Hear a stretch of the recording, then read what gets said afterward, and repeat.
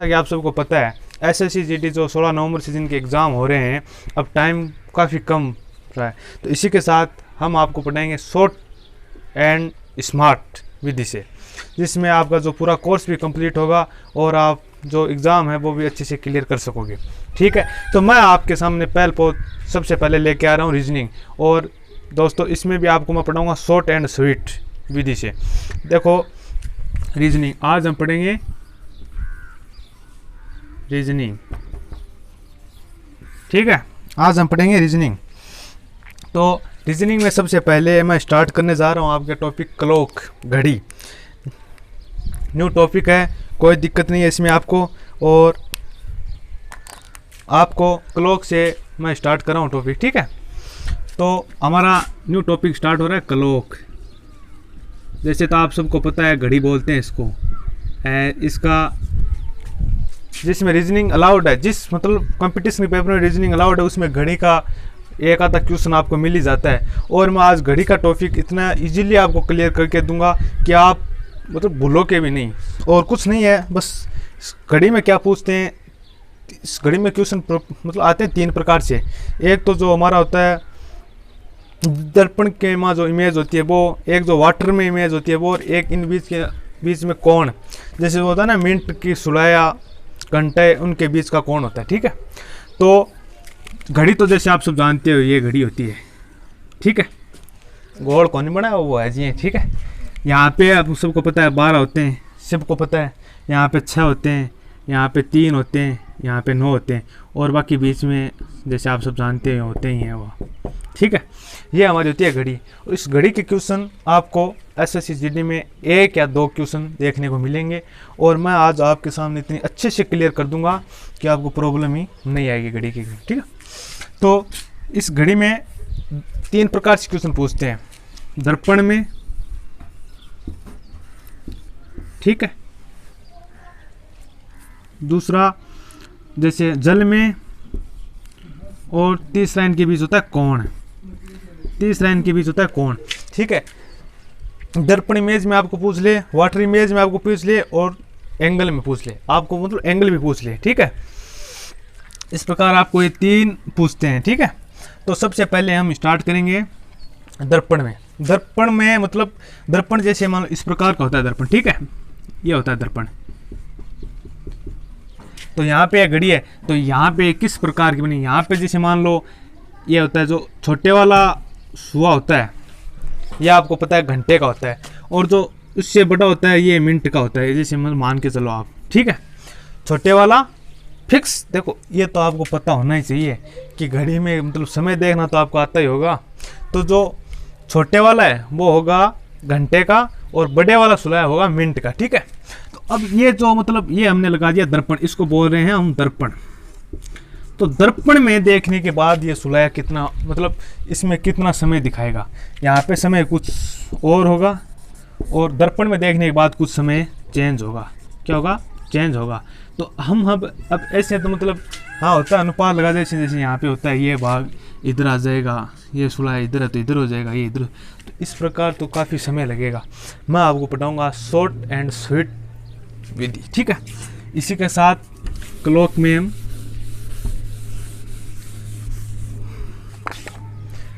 एक नंबर लगा लो, दर्पण विधि। कौन सी विधि? दर्पण विधि। ठीक है, दर्पण विधि। दर्पण विधि की हम बात करेंगे आज। ठीक है, तो दर्पण विधि में जैसे आपको घड़ी का तो पता है ही। ठीक है, और जो दर्पण होता है वो मैंने बता ही दिया, इस प्रकार का होता है।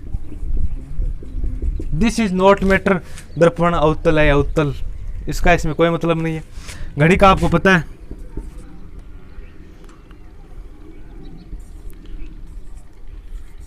बारह 3 ठीक है, इसमें आपका कोई मतलब है नहीं। ठीक है, तो अब हम बात करते हैं, जैसे ये मान लो ये सुलाया है। ठीक है, ये सुलाया, अब ये सुलाया मतलब मिनट वाला भी तो 12 पर ही है। ठीक है, और जो घंटे वाला है वो भी क्या है? 12 पर ही है।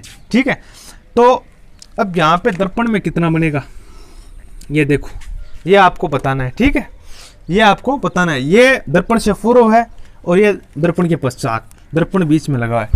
इसके लिए मैं शॉर्ट एंड स्वीट विधि आपको, अब इसमें आपको टाइम देखना आना चाहिए कि भाई साहब इसमें कितने बज रहे हैं। तो इसमें आपको 11:60 में से घटा देना है, और जो आंसर आएगा वो आपको दर्पण में देखने के बाद जो आंसर आएगा, और जो आपके जो एग्जाम क्वेश्चन आएंगे उसमें आपको कहीं ना कहीं जो घटाने के बाद जो आपको समय मिलेगा वो आपके ए बी सी डी में आपको एक में ज़रूर मिलेगा। जैसे फॉर एग्जांपल हम बात करते हैं,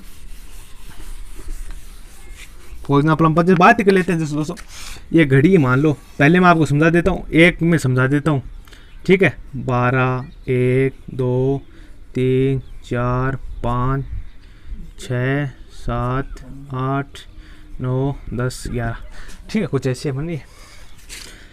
ये जो मिनट वाली सुई है, मिनट वाली सुई ये एकदम 6 पर है, मिनट वाली सुई एकदम 6 पर है।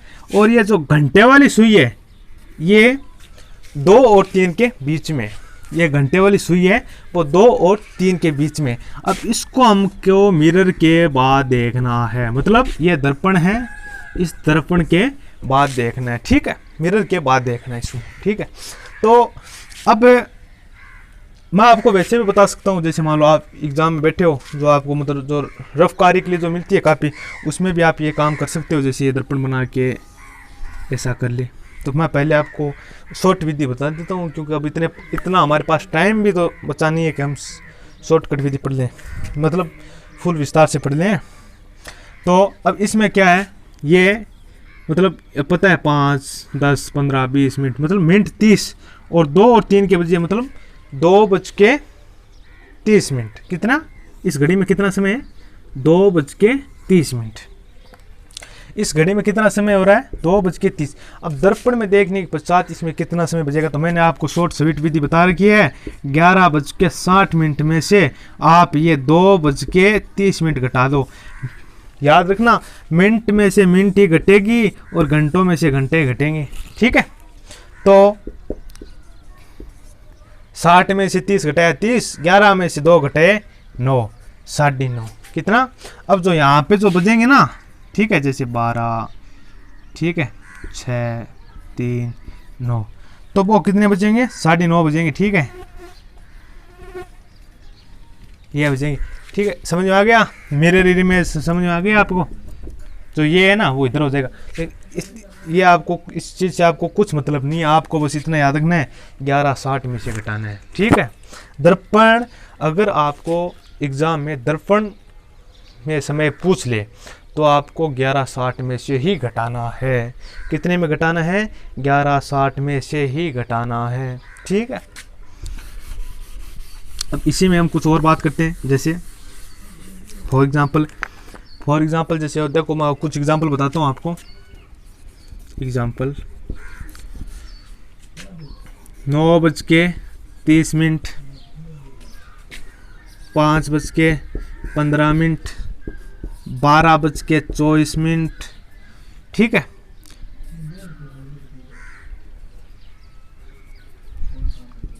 15:10।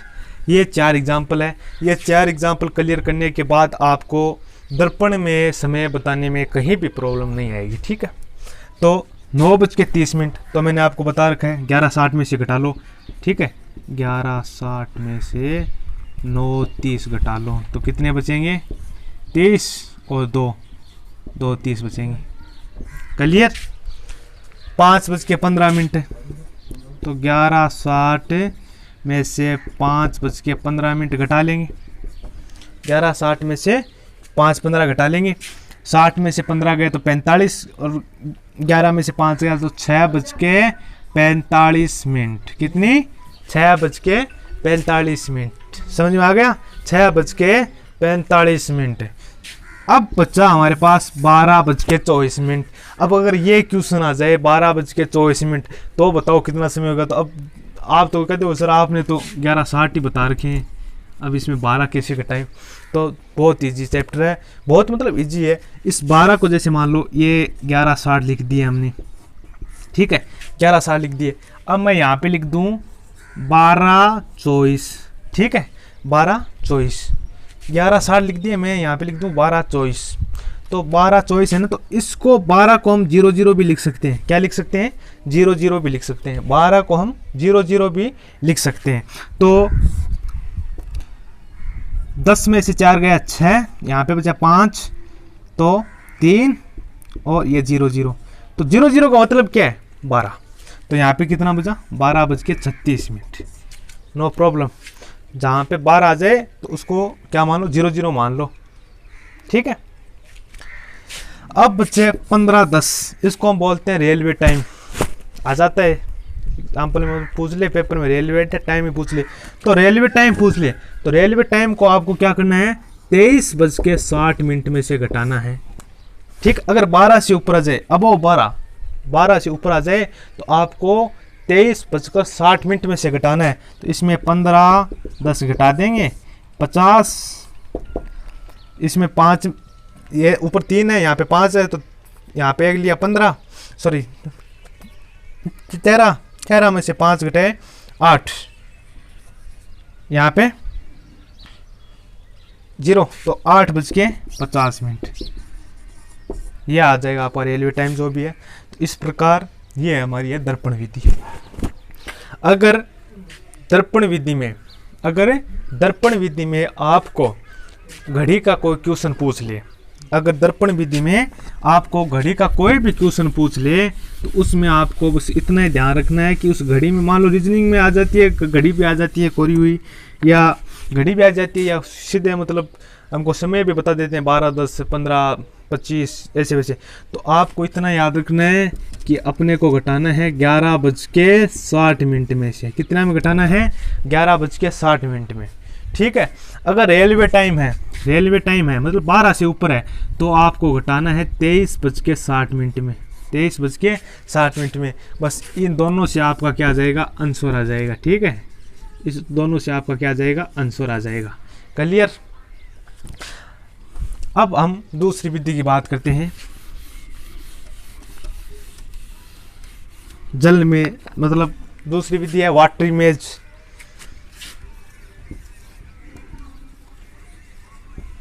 वाटर इमेज, जल में समय बताना। जल में समय बताना। जल में समय बताना। जो दर्पण है, जो अब इससे जो पहले वाला जो हमारा था टॉपिक, वो था दर्पण का, और अब हम बात कर रहे हैं वाटर इमेज। ठीक है। तो इसमें क्या फर्क है?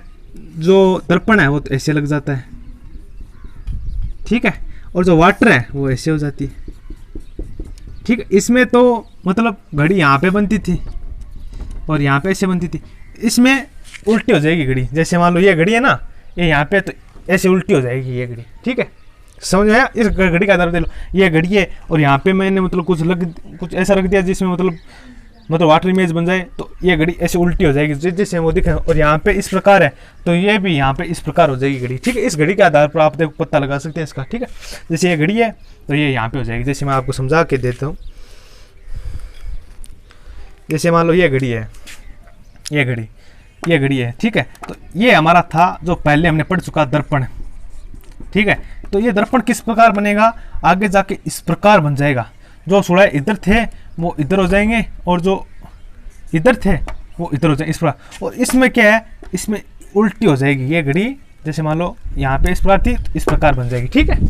तो यही है जो सिद्ध है, सिद्ध लगा रखे वो तो दर्पण।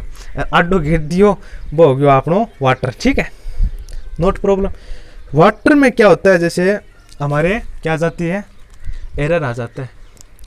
मतलब एक कन्फर्म आंसर हम नहीं बता सकते। ठीक है, कन्फर्म आंसर नहीं बता सकते। जैसे मान लो 2-3 प्रकार से हो जाता है इसका। तो वाटर में क्या होता है? घड़ी तो आपको पता है ही, हुआ घड़ी तो मैंने बता ही दिया, 12, 3, 6, 9। ठीक है, ठीक है। और ये हमारा वाटर। ठीक है, ये हमारा जो मतलब जो पानी रखा है, इसमें ये घड़ी उल्टी बनेगी। इसमें आपको कुछ नहीं करना है। इसमें भी जिस प्रकार मैंने आपको बताया था 1160 में से आपको दर्पण इमेज, ये थोड़ा सा ध्यान में रखना, दर्पण इमेज और वाटर इमेज में फ़र्क है। अगर दर्पण इमेज करनी है तो 1160 में, और अगर वाटर इमेज करनी है तो वाटर इमेज के लिए आपको 2 याद रखना पड़ेगा। एक तो 18:30 और दूसरी है 17:90।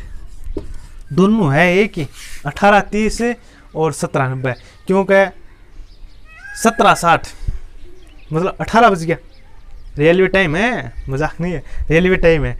तो अब 18:30 से 30 ऊपर करते हैं 17:90, तो या तो आपको 18:30 में घटा लो या 17:90, वो आपको मतलब जो उसमें दिए होंगे ना उसके आधार पर बताने होंगे, ठीक है। या तो 18:30 में घटा लो या 17:90 में से घटा लो।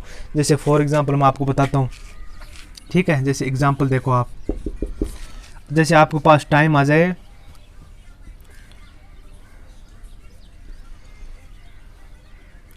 जैसे 15:40 आ जाए, 15:40 आ जाए, ठीक है, 15:40 आ जाए। तो अब आप जैसे इसको सोल्व करते हैं हम, 15:40 तो 18:30 है, इसमें तो ये 15:40 घटेगी नहीं, तो अब इसी से ले लेंगे, 1 घंटा इधर ले लेंगे तो इधर 60 मिनट आ जाए, 90 मिनट हो जाएगी। तो इससे 16 हमको याद रखें, इजी है, 90 में हम 15:40 घटा देंगे, इधर कितना बचा, 9 और 5 सॉरी 5 4 9 सॉरी, यहाँ पे 50 और यहाँ पे 2 50, ठीक है। ये इसमें क्या हो सकता है, हमारे पास एरर आ सकता है 1 घंटे का, ठीक है, 2:50। तो मतलब जैसे मान लो एग्ज़ाम में आपको ये क्वेश्चन आ गया 15:40 वाटर इमेज में बताओ कितना बचेगा। तो ऑप्शन में 2:50 ना दिया हो और 1:50 दिया हो, 1:50 दिया हो, या 2:50 ना दिया हो 3:50 दिया हो, तो ये ना दिया हो ना, तो ये भी सही है और ये भी सही है। और अगर ये दिया हो या दिया हो और नीचे ऑप्शन हो जाए ए और बी बोथ, तो आपको ए और बी बोथ फ्री टिक करना है, ए और बी बोथ फ्री टिक करना है, ठीक है। इसमें थोड़ा सा ध्यान रखना, 1 घंटे का एरर आ सकता है, चांस बहुत कम है ऐसे क्वेश्चन पूछने के, लेकिन फिक्स है। आप इतना ध्यान रखना कि अगर वाटर इमेज की बात हो तो हमें 18:30 या इसमें नहीं घट रही है तो 17:90 में से घटा देंगे, 18:30 या 17:90 में से घटा देंगे। और अगर इसमें जो घटाएं वो आंसर नहीं मिल रहा है, उससे 1 घंटा पीछे या 1 घंटा आगे मिल रहा है, तो भी not a problem, answer is right, ठीक है। तो ये आपका जो वाटर इमेज क्लियर है, इतना ही है वाटर इमेज में, और जो दर्पण इमेज है वो भी इतना है। मैं आपको और क्लियर मतलब डीपली से समझा सकता था, लेकिन आपको पता है 16 नवंबर में से आपके एग्ज़ाम है, तो आप नहीं पढ़ सकते, ठीक है।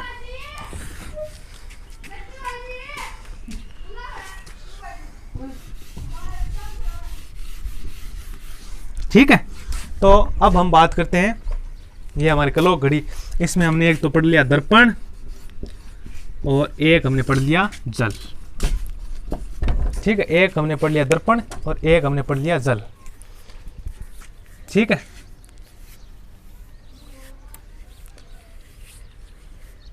ठीक है, अब हम कल पढ़ेंगे इसमें कोण, क्या पढ़ेंगे, कोण, एंगल, क्वेश्चन आ सकता है इसमें भी, नेक्स्ट क्लास।